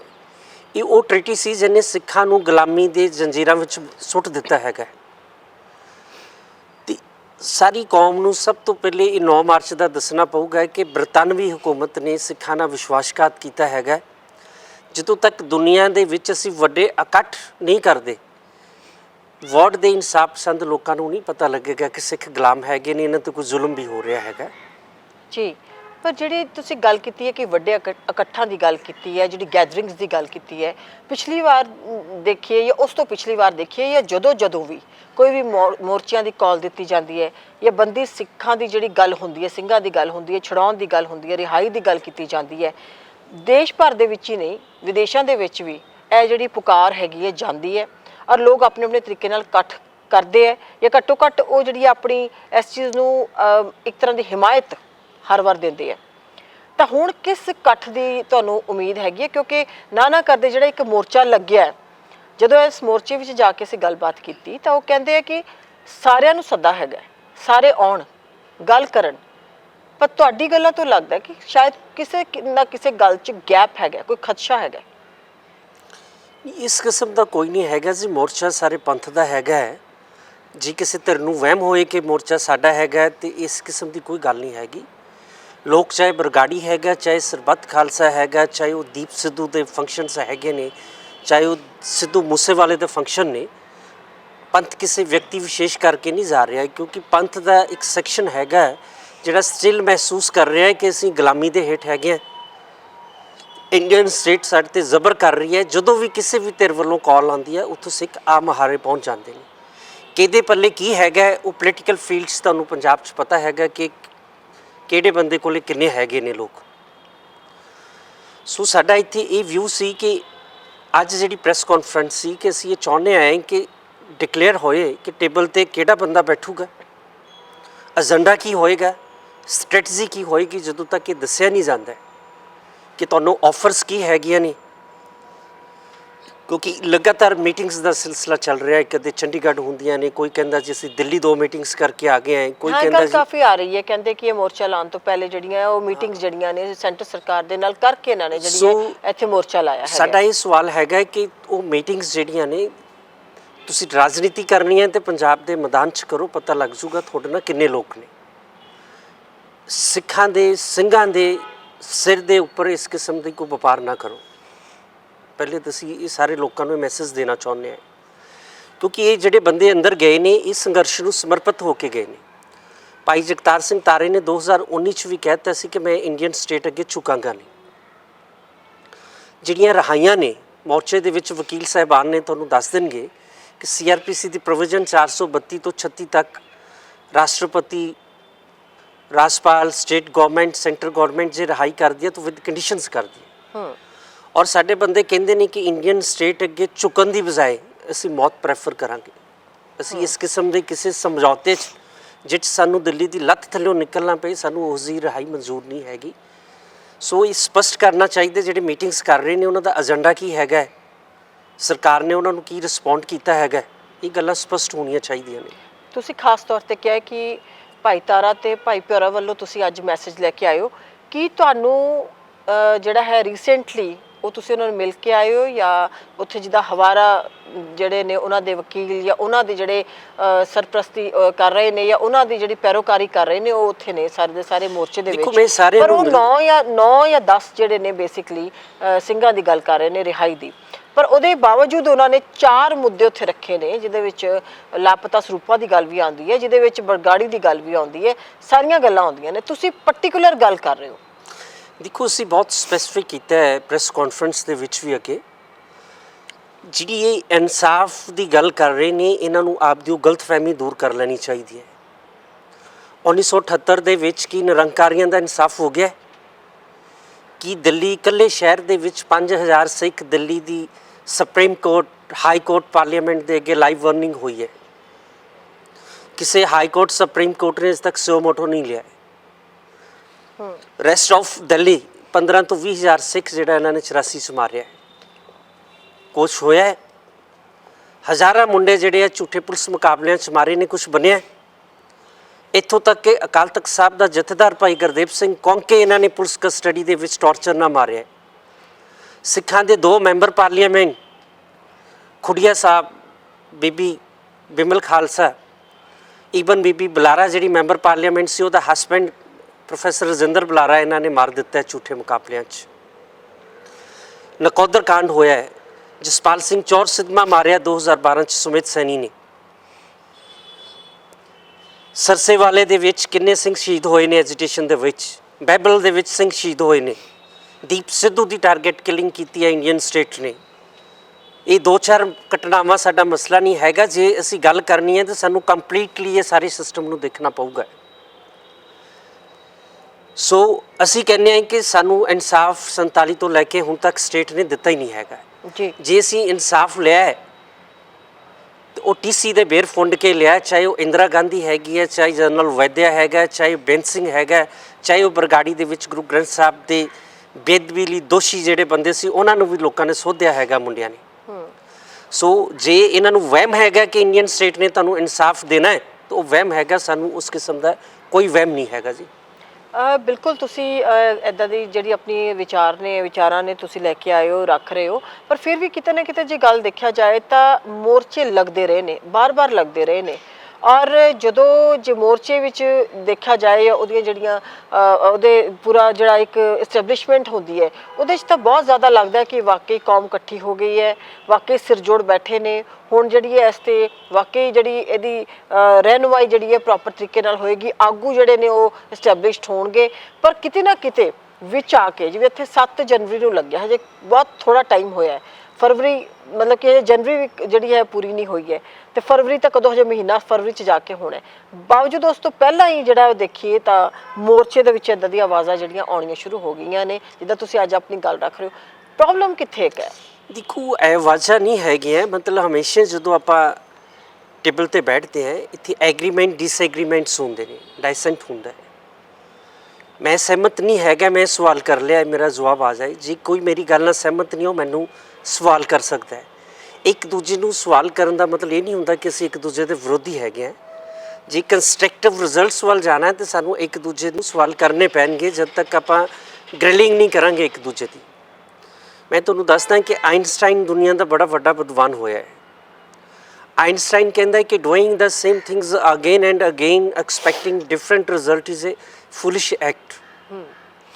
ਜੀ ਲਗਾਤਾਰ ਜਿਹੜੇ ਮੋਰਚੇ ਸਾਡੇ ਕਾਮਯਾਬ ਨਹੀਂ ਹੋਏ ਜਿੰਨਾ ਅਸੀਂ ਸੋਚਦੇ ਸੀ, ਚਾਹੇ ਕਹਿੰਦੇ ਕਿ ਫੇਲ ਹੋ ਗਏ ਹੈਗੇ ਨੇ, ਜੇ ਉਹਨਾਂ ਤੋਂ ਆਪਾਂ ਸਬਕ ਨਹੀਂ ਸਿੱਖਾਂਗੇ, ਉਹਨਾਂ 'ਚੋਂ ਚੰਗੇ ਢੰਗ ਨਾਲ ਗਾਹ ਨਹੀਂ ਵਧਾਂਗੇ, ਅਤੇ ਜਿਹੜੀ ਹੈ ਫਿਰ ਅਸੀਂ ਕੁਝ ਹਾਸਲ ਨਹੀਂ ਕਰਾਂਗੇ। ਉਹ ਜਿਹੜੇ ਰਿਜ਼ਲਟਸ ਨੇ ਬਾਰ-ਬਾਰ ਫੇਲ ਹੋਣ ਵਾਲੇ ਹੋਣਗੇ। ਸੋ ਅਸੀਂ ਚਾਹੁੰਦੇ ਹਾਂ ਕਿ ਉਹ ਜਿਹੜੀਆਂ ਗਲਤੀਆਂ ਨੇ ਉਹਨਾਂ ਨੂੰ ਦੁਬਾਰਾ ਰਿਪੀਟ ਨਾ ਕੀਤਾ ਜਾਏ। ਤੁਸੀਂ ਗੱਲ ਕੀਤੀ ਹੈ ਕਿ ਤਾਂ ਕਰਕੇ ਆਉਣਾ ਪਿਆ ਕਿਉਂਕਿ ਜਿਹੜੀਆਂ ਨੇ ਉਹ ਇਕੱਠਾ ਉਸ ਤਰੀਕੇ ਦੇ ਨਾਲ ਨਹੀਂ ਹੋ ਪਾਉਂਦੀਆਂ, ਗੱਲਬਾਤ ਦਾ ਕਿਤੇ ਗੈਪ ਰਹਿ ਰਿਹਾ। ਪਰ ਤੁਹਾਨੂੰ ਕੀ ਆ ਕੇ ਮੀਡੀਆ ਦੇ ਸਾਹਮਣੇ ਜਾਂ ਇਸ ਪਲੇਟਫਾਰਮ 'ਤੇ ਆ ਕੇ ਆਪਣੀ ਗੱਲਬਾਤ ਕਹਿਣੀ ਪੈ ਰਹੀ ਹੈ? ਕੀ ਤੁਹਾਨੂੰ ਉਸ ਤੋਂ ਮੋਰਚੇ ਦੇ ਜਿਹੜੇ ਆਰਗੇਨਾਈਜ਼ਰਸ ਨੇ ਜਾਂ ਪ੍ਰਬੰਧਕ ਨੇ ਉਹਨਾਂ ਨਾਲ ਕਿਤੇ ਥੋੜ੍ਹੀ ਗੱਲਬਾਤ ਹੋਈ ਹੈ, ਜਾਂ ਤੁਸੀਂ ਕਿਸੇ ਤਰੀਕੇ ਦੀ ਉਹਨਾਂ ਨਾਲ ਪਹੁੰਚ ਕਰਨ ਦੀ ਕੋਸ਼ਿਸ਼ ਕੀਤੀ ਹੈ, ਜਾਂ ਕੋਈ ਉੱਥੇ ਗੱਲਬਾਤ ਕਿਸੇ ਪਹਿਲੇ ਇਸ ਟੇਬਲ 'ਤੇ ਹੋਣੀ ਬਹੁਤ ਜ਼ਰੂਰੀ ਹੈ ਗੱਲਬਾਤ ਉਹ ਹੋਈ ਹੈ ਜਦੋਂ ਮੋਰਚਾ ਲੱਗਦਾ ਉਦੋਂ ਉਸ ਟੇਬਲ 'ਤੇ ਗੱਲਬਾਤ ਹੁੰਦੀ ਹੈ ਕਿਤੇ? ਦੇਖੋ, ਬੜਾ ਜ਼ਰੂਰੀ ਹੈ। ਅਸੀਂ ਪੰਥ ਨੂੰ ਥੋੜ੍ਹੇ ਲੋਕਾਂ 'ਚ ਗੱਲ ਨੂੰ ਐਕਸਪ੍ਰੈਸ ਕਰਨ ਦਾ ਮਤਲਬ ਹੈ ਕਿ ਥੋੜ੍ਹੀ ਜਗ੍ਹਾ ਰਹਿ ਜਾਣੀ ਹੈ। ਅਸੀਂ ਬੜੀ ਜਿਹੜੀ ਓਪਨ ਟਰਾਂਸਪੇਰੈਂਸੀ ਵਿੱਚ ਯਕੀਨ ਰੱਖਦੇ ਹਾਂ। ਅਸੀਂ ਅੱਜ ਜਿਹੜੀ ਆ ਓਪਨ ਪੂਰੇ ਸਿੱਖ ਜਗਤ ਨੂੰ ਦੱਸ ਦਿੱਤਾ ਹੈ ਕਿ ਸਾਡਾ ਆਹ ਸਟੈਂਡ ਹੈਗਾ। ਕੱਲ੍ਹ ਨੂੰ ਸਾਡੇ ਕੁਝ ਸਿਰਾਂ ਦਾ ਸੌਦਾ ਕਰਕੇ ਸਾਨੂੰ ਵੇਚਿਆ ਹੈ ਦਿੱਲੀ। ਸਰਦਾਰ ਕਪੂਰ ਸਿੰਘ ICS ਕਹਿੰਦੇ ਨੇ, ਉਹਨਾਂ ਦੀ ਗੱਲ ਮੈਨੂੰ ਯਾਦ ਆ ਰਹੀ ਹੈ, ਉਹ ਕਹਿੰਦਾ ਕਿ ਸਿੱਖ ਜਿਹੜੇ ਨੇ ਇਹ ਇੰਨੇ ਭੋਲੇ ਨੇ ਕਿ ਦਿੱਲੀ 'ਚ ਜਿਹੜੇ ਇਹਨਾਂ ਦੇ ਲੀਡਰ ਹੈ ਇਹਨਾਂ ਨੂੰ ਵੇਚ ਆਉਂਦੇ ਨੇ ਅਤੇ ਉਦੋਂ ਵੀ ਜ਼ਿੰਦਾਬਾਦ ਮੁਰਦਾਬਾਦ ਕਰਦੇ ਰਹਿੰਦੇ ਨੇ। ਜਿਹੜੇ ਭੇਡਾਂ ਨੇ ਉਹਨਾਂ ਨੂੰ ਵੀ ਪਤਾ ਹੁੰਦਾ ਹੈ ਕਿ ਜਦੋਂ ਕਸਾਈ ਸਲੈਟਰ ਹਾਊਸ ਟਰੱਕ ਪੜ ਕੇ ਖਾਂਦਾ ਹੈ ਕਿ ਸਾਡਾ ਕਤਲ ਹੋ ਜਾਣਾ, ਉਹ ਸਹਿਮ ਜਾਂਦੀਆਂ ਨੇ। ਤਾਂ ਉਹ ਸਰਦਾਰ ਕਪੂਰ ਸਿੰਘ ICS ਦੇ 60-70 ਸਾਲ ਦੇ ਵਕਫੇ ਦੇ ਬਾਅਦ ਵੀ ਅੱਜ ਸਥਿਤੀ ਸਾਡੀ ਉਹੀ ਹੈ। ਸਿੱਖ ਭੋਲੇ ਨੇ, ਹਰ ਵਾਰੀ ਲੱਖਾਂ ਦੀ ਗਿਣਤੀ 'ਚ ਇਕੱਠੇ ਹੋ ਜਾਂਦੇ ਨੇ, ਲੀਡਰ ਸਿਰਾਂ ਦਾ ਸੌਦਾ ਕਰਕੇ ਆ ਜਾਂਦੇ ਨੇ। ਅਸੀਂ ਚਾਹੁੰਦੇ ਹਾਂ ਹੁਣ ਜਿਹੜੀ ਤੁਸੀਂ ਗੱਲ ਕੀਤੀ ਹੈ, ਮਤਲਬ ਕਿ ਕਦੇ ਵੀ 2-2.5 ਕਰੋੜ ਸਿੱਖ ਨੂੰ ਅਸੀਂ ਇੱਕ ਜਗ੍ਹਾ ਨਹੀਂ ਇਕੱਠਿਆਂ ਕਰ ਸਕਦੇ। ਗੁਰੂ ਸਾਹਿਬ ਨੇ ਸਾਨੂੰ ਇੱਕ ਇੰਸਟੀਟਿਊਸ਼ਨ ਦਿੱਤੀ ਹੈ, ਉਹਦੇ ਲਈ ਸਰਬੱਤ ਖਾਲਸਾ। ਸਰਬੱਤ ਖਾਲਸੇ 'ਚ ਅਸੀਂ ਕਹਿੰਦੇ ਹਾਂ ਕਿ ਵਰਲਡ ਵਾਈਡ ਜਿੰਨੇ ਵੀ ਸਿੱਖ ਹੈਗੇ ਨੇ ਉਹਨਾਂ 'ਚੋਂ 300, 500, 400 ਬੰਦਾ ਜਿਹੜਾ ਵਾ ਰਿਪਰੈਜ਼ੈਂਟੇਟਿਵ ਇਕੱਠਾ ਕਰੋ। ਅੱਜ ਗੱਲ ਟੇਬਲ 'ਤੇ ਬਹਿ ਕੇ ਕਰਨ ਦੀ ਗੱਲ ਹੈ ਕਿ ਸਿੱਖਾਂ ਕੋਲ ਬੜੇ ਡਿਪਲੋਮੇਟ ਹੈਗੇ ਨੇ, ਜਿਹੜੇ ਕੋਈ ਅਰਬ 'ਚ ਬੈਠਿਆ ਹੈ, ਕੋਈ US 'ਚ ਬੈਠਿਆ, ਕੋਈ ਕਿਤੇ ਬੈਠਿਆ ਹੈ। ਉਹਨਾਂ ਜਿਹੜੇ ਸਪੈਸ਼ਲਿਸਟ ਸਾਡੇ ਡਿਪਲੋਮੇਟਸ ਨੇ ਉਹਨਾਂ ਦੀਆਂ ਸਰਵਿਸਿਜ਼ ਲਈਏ। ਅਸੀਂ ਤੈਅ ਕਰੀਏ ਕਿ ਆਪਾਂ ਦਿੱਲੀ ਦੀ ਸਰਕਾਰ ਨਾਲ ਗੱਲ ਕਰਨੀ ਹੈ, ਕੋਈ ਛੋਟੀ ਗੱਲ ਨਹੀਂ ਹੈਗੀ। ਸਾਡਾ ਏਜੰਡਾ ਕੀ ਹੋਏਗਾ, ਸਾਡੇ ਉੱਥੇ ਟੇਬਲ 'ਤੇ ਬਹਿਣ ਵਾਲੇ ਬੰਦੇ ਕੀ ਹੋਣਗੇ, ਸਾਡਾ ਅਸੀਂ ਕਿਵੇਂ ਉਹ ਜਿਹੜਾ ਰੋਡ ਮੈਪ ਕਿਵੇਂ ਕਰਨਾ, ਸਰਕਾਰ ਨਾਲ ਗੱਲ ਕਿਵੇਂ ਕਰਨੀ ਹੈ, ਜਦੋਂ ਤੱਕ ਉਹ ਨਹੀਂ ਤੈਅ ਹੁੰਦਾ ਹਰ ਬੰਦਾ ਹੀ ਜਿਹੜਾ ਜੇ ਲੀਡਰ ਬਣ ਜੂਗਾ ਉਹ ਮਸਲਾ ਹੱਲ ਨਹੀਂ ਹੋਣਾ ਹੈਗਾ। ਜੇ ਭਾਜਪਾ ਵੀ ਆਪਣੇ ਕਦਮ ਹੌਲੀ-ਹੌਲੀ ਪੰਜਾਬ ਵੱਲ ਵਧਾ ਰਹੀ ਹੈ। ਜੇ ਪੋਲੀਟੀਕਲ ਸਰਫੇਸ 'ਤੇ ਗੱਲ ਕੀਤੀ ਜਾਏ, ਬਿਲਕੁਲ ਤੁਸੀਂ ਵਕੀਲ ਹੈਗੇ ਹੋ ਤਾਂ ਸ਼ਾਇਦ ਤੁਸੀਂ ਗੁਰੇਜ਼ ਵੀ ਕਰੋਗੇ ਇਸ ਦੇ ਬਾਰੇ ਪੋਲੀਟੀਕਲ ਸਫੇਅਰ 'ਚ ਗੱਲ ਕਰਨ ਦੇ ਵਾਸਤੇ, ਪਰ ਫਿਰ ਵੀ ਕਿਤੇ ਨਾ ਕਿਤੇ ਇਸ ਟਾਈਮ ਸੈਂਟਰ ਦੇ ਵਿੱਚ ਕਿਉਂਕਿ ਭਾਰਤੀ ਜਨਤਾ ਪਾਰਟੀ ਦੀ ਸਰਕਾਰ ਹੈਗੀ ਹੈ, ਤਾਂ ਤੁਸੀਂ ਐਜ਼ ਏ ਵਕੀਲ ਇੱਥੇ ਗੱਲ ਕਰ ਰਹੇ ਹੋ ਅਤੇ ਇੱਕ ਸੁਨੇਹਾ ਵੀ ਲੈ ਕੇ ਆ ਰਹੇ ਹੋ, ਤਾਂ ਡੈਫੀਨੇਟਲੀ ਸੈਂਟਰ ਨਾਲ ਗੱਲ ਕਰਨੀ ਜਿਹੜੀ ਹੈਗੀ ਹੈ ਉਹ ਵੀ ਇੱਕ ਕਿਤੇ ਨਾ ਕਿਤੇ ਇਹਦੇ ਵਿੱਚ ਗੱਲ ਆ ਜਾਂਦੀ ਹੈ। ਕੀ ਕਹੋਗੇ ਇਸ ਬਾਰੇ? ਦੇਖੋ, ਮੈਂ ਇੱਕ ਦੱਸਣਾ ਚਾਹੁੰਦਾ ਹਾਂ ਕਿ ਇੱਕ ਰੁਲਦਾ ਸਿੰਘ ਸੀ ਰਾਸ਼ਟਰੀ ਸਿੱਖ ਸੰਗਤ ਦਾ ਮੁਖੀ, ਜਿਹਨੂੰ ਇੰਡੀਅਨ ਏਜੰਸੀਜ਼ ਨੇ ਜਿਹੜੇ ਇੱਥੇ ਬਲੈਕ ਕੈਟ ਸੀ ਉਹਨਾਂ ਨੂੰ ਮਰੇ ਸ਼ੋਅ ਕਰਕੇ ਅਬਰੋਡ ਦੇ ਵਿੱਚ ਨਾਮ ਬਦਲ ਕੇ ਸ਼ਿਫਟ ਕੀਤਾ। ਉਹ ਰੁਲਦਾ ਸਿੰਘ ਨੇ ਪੰਜਾਬ ਦੀ ਆਜ਼ਾਦੀ ਦੀ ਮੂਵਮੈਂਟ ਨੂੰ ਫੇਲ ਕਰਨ ਲਈ ਜਿਹੜਾ ਵਾ ਰੈਸਟ ਆਫ ਜਿਹੜੇ ਸਿਊਡੋ ਖਾਲਿਸਤਾਨੀ ਹੈ ਉਹਨਾਂ ਨੂੰ ਇੰਡੀਅਨ ਖੇਮੇ 'ਚ ਲੈ ਕੇ ਆਏ ਨੇ। ਐਵੇਂ 2019 ਦੇ ਵਿੱਚ ਜਿਹੜੇ ਸਾਡੇ ਫੋਰਨ ਚੋਂ 14-15 ਬੰਦਿਆਂ ਦਾ ਡੈਲੀਗੇਟਸ ਆਇਆ ਸੀ, ਜਿਹੜਾ ਕਹਿੰਦਾ ਸੀ ਵੀ ਉਹਨਾਂ ਚੋਂ ਇੱਕ ਸੇਵਾ ਸਿੰਘ ਲੱਲੀ ਇਹ ਕਹਿੰਦਾ ਸੀ ਕਿ ਮੈਂ ਜਿਹੜੀ ਗਵਰਨਮੈਂਟ ਇਨ ਐਗਜ਼ਾਈਲ ਹੈ ਇੰਗਲੈਂਡ ਦੇ ਵਿੱਚ ਉਹਦਾ ਰਾਸ਼ਟਰਪਤੀ ਹੈਗਾ, ਮੈਂ ਬੱਬਰਾਂ ਵੱਲੋਂ ਡਿਕਲੇਅਰਡ ਰਾਸ਼ਟਰਪਤੀ ਸੀ। ਤੁਸੀਂ ਵੇਖਿਆ ਕਿ 2019 'ਚ ਆਏ ਨੇ, ਅਜੇ ਤੱਕ ਉਹਨਾਂ ਨੇ ਇਹ ਨਹੀਂ ਦੱਸਿਆ ਵੀ ਸਰਕਾਰ ਨਾਲ ਗੱਲ ਕੀ ਹੋਈ ਹੈ। ਅਸੀਂ ਉਹਨਾਂ ਨੂੰ ਪੁੱਛਿਆ ਕਿ ਸਾਨੂੰ ਦੱਸੋ ਵੀ ਮੋਦੀ ਨੇ ਤੁਹਾਡਾ ਖਾਲਿਸਤਾਨ ਮੰਨ ਲਿਆ ਕਿ ਤੁਸੀਂ ਮੋਦੀ ਅੱਗੇ ਸਰੈਂਡਰ ਕਰ ਗਏ, ਅਜੇ ਤੱਕ ਕੋਈ ਜਵਾਬ ਨਹੀਂ ਆਇਆ ਹੈਗਾ। ਉਹ ਜਿਹੜਾ ਰੁਲਦਾ ਸੀ ਰਾਸ਼ਟਰੀ ਸਿੱਖ ਸੰਗਤ ਵਾਲਾ, ਉਹਦਾ ਮਰਡਰ ਖਾੜਕੂ ਨੇ ਕਰ ਦਿੱਤਾ। ਰੁਲਦੇ ਤੋਂ ਬਾਅਦ ਇੱਕ ਨਵਾਂ ਪੁਲਸੀਆ ਆ ਗਿਆ ਜਿਹਦਾ ਨਾਂ ਹੈਗਾ ਇਕਬਾਲ ਸਿੰਘ ਲਾਲਪੁਰਾ, ਜਿਹੜਾ ਬੀਜੇਪੀ 'ਚ ਬੜਾ ਐਕਟਿਵ ਹੈ ਜੀ। ਇਹ ਬੰਦਾ ਲਗਾਤਾਰ ਦੇਸ਼ ਵਿਦੇਸ਼ ਦੇ ਵਿੱਚ ਸਿੱਖਾਂ ਦੇ ਵਿੱਚ ਬਲੈਕ ਕੈਟਸ ਰਾਹੀਂ ਗੱਲ ਕਰਕੇ ਜਿਹੜੀ ਗੱਲ ਕਰੀ ਜਾ ਰਿਹਾ ਹੈ, ਤੇ ਸਾਨੂੰ ਡਾਊਟ ਹੈ ਕਿ ਉਹ ਬੀਜੇਪੀ ਦੀ ਰਾਜਨੀਤੀ ਨੂੰ ਤਗੜਿਆਂ ਕਰਨ ਲਈ ਜਿਹੜੇ ਬਲੈਕ ਕੈਟਸ ਨੇ ਉਹਨਾਂ ਰਾਹੀਂ ਮੋਰਚੇ ਨੂੰ ਵਰਤਣ ਦੀ ਕੋਸ਼ਿਸ਼ ਕਰ ਸਕਦਾ ਹੈ। ਸੋ ਅਸੀਂ ਪ੍ਰੈਸ ਕਾਨਫਰੰਸ 'ਚ ਕਿਹਾ ਸੀ ਕਿ ਮੋਰਚੇ ਨੂੰ ਸਿਊਡੋ ਖਾਲਿਸਤਾਨੀਆਂ ਤੋਂ ਇਹ ਜਿਹੜਾ ਨਵਾਂ ਰੁਲਦੇ ਦਾ ਬਦਲ ਪੈਦਾ ਹੋਇਆ ਪੁਲਸੀਆ ਇਕਬਾਲ ਸਿੰਘ ਲਾਲਪੁਰਾ, ਇਹਦੇ ਨਾਲ ਸੰਪਰਕ ਰੱਖਣ ਵਾਲੇ ਲੋਕਾਂ ਨੂੰ ਵੀ ਅਵਾਇਡ ਕਰਨਾ ਚਾਹੀਦਾ ਹੈਗਾ। ਪਰ ਜਿਹੜਾ ਇੱਕ ਸਰਬੱਤ ਖਾਲਸਾ ਵੀ ਹੋਇਆ ਸੀਗਾ, ਉਹਦੇ ਵਿੱਚ ਮੰਡ ਜਿਹੜੇ ਨੇ ਉਹ, ਤੇ ਜੇ ਗੱਲ ਕਰੀਏ ਤਾਂ ਹੋਰ ਵੀ ਲੀਡਰਸ ਸੀਗੇ ਉਹਦੇ ਵਿੱਚ, ਦਾਦੂਵਾਲ ਵੀ ਸੀਗੇ, ਉਹ ਵੀ ਉੱਠ ਕੇ ਤੁਰ ਪਏ ਸੀਗੇ। ਉੱਥੇ ਕੀ ਕਹੋਗੇ ਤੁਸੀਂ? ਕਿਉਂਕਿ ਉਹ ਤਾਂ ਉਹਨਾਂ ਨੇ ਇਕੱਠਾ ਕੀਤਾ ਸੀ, ਸਾਰੀ ਕੌਮ ਨੂੰ ਵੀ ਇਕੱਠਾ ਕੀਤਾ ਸੀ, ਵਿਸ਼ੇ ਫੇਰ ਇਹੀ ਸੀਗੇ, ਸਬਜੈਕਟ ਲਾਈਨ ਫੇਰ ਇਹੀ ਸੀ, ਸਿੰਘਾਂ ਦੀ ਰਿਹਾਈ ਦੀ ਗੱਲ ਸੀਗੀ, ਬਹੁਤ ਵੱਡਾ ਉੱਥੇ ਇਕੱਠ ਵੀ ਹੋਇਆ ਸੀ, ਪਰ ਉਸ 'ਚੋਂ ਉੱਠ ਕੇ ਤੁਰ ਪਏ ਸੀਗੇ। ਔਰ ਉਹਦੇ ਬਾਰੇ ਵੀ ਬੜੇ ਖਦਸ਼ੇ ਜਿਹੜੇ ਸੀਗੇ ਉਹ ਸਾਹਮਣੇ ਆਏ ਸੀਗੇ, ਤਰ੍ਹਾਂ ਤਰ੍ਹਾਂ ਦੀਆਂ ਗੱਲਾਂ ਵੀ ਹੋਈਆਂ ਸੀਗੀਆਂ। ਅਸੀਂ ਇਸੇ ਕਰਕੇ ਕਿਹਾ ਜੀ, ਨਾ ਤਾਂ ਉਹਨਾਂ ਨੇ ਸਾਨੂੰ ਸਪਸ਼ਟ ਕੀਤਾ ਟਿਲ ਡੇਟ ਕਿ ਉਹਨਾਂ ਦੀਆਂ ਕਿਹਦੇ ਨਾਲ ਮੀਟਿੰਗਸ ਹੋਈਆਂ ਨੇ, ਕੀ ਏਜੰਡਾ ਸੀ, ਨਾ ਹੀ ਇਹਨਾਂ ਨੇ ਸਪਸ਼ਟ ਕੀਤਾ। ਇਹਨਾਂ ਦੇ ਇੱਕ ਸਪੋਕਸਮੈਨ ਨੇ ਕਿਹਾ ਜੀ ਸਾਡੀਆਂ ਦਿੱਲੀ 2 ਮੀਟਿੰਗਸ ਹੋਈਆਂ ਨੇ, ਇਸ ਤੱਕ ਇਹ ਨਹੀਂ ਆਇਆ ਕਿ ਉਹ ਕਿਹੜੇ ਬੰਦੇ ਨਾਲ ਹੋਈਆਂ ਨੇ, ਉਹਦਾ ਏਜੰਡਾ ਕੀ ਹੈਗਾ ਸੀ, ਉਹਦੀ ਸਕ੍ਰਿਪਟ ਕੀ ਹੈਗੀ ਹੈ।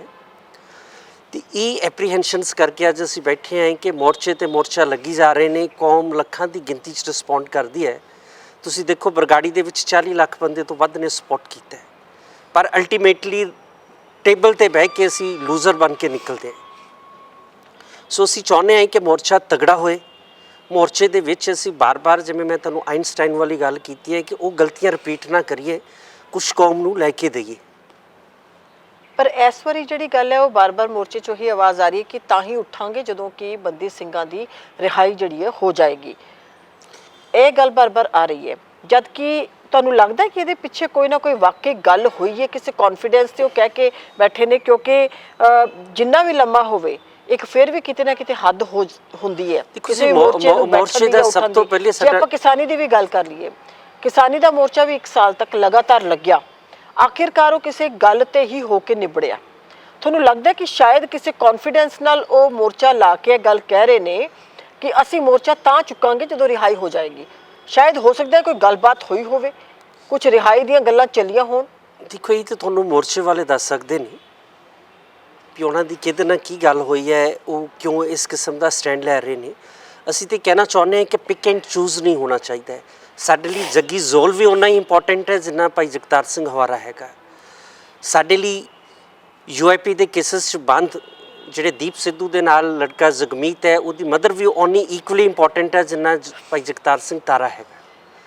ਸੋ ਜਦੋਂ ਅਸੀਂ ਰਿਹਾਈਆਂ ਦੀ ਗੱਲ ਕਰ ਰਹੇ ਹਾਂ, ਆਪਾਂ ਪਿਕ ਐਂਡ ਚੂਜ਼ ਕਰਕੇ ਆਪਦੇ ਬੰਦਿਆਂ ਦੀ ਗੱਲ ਨਾ ਕਰੀਏ।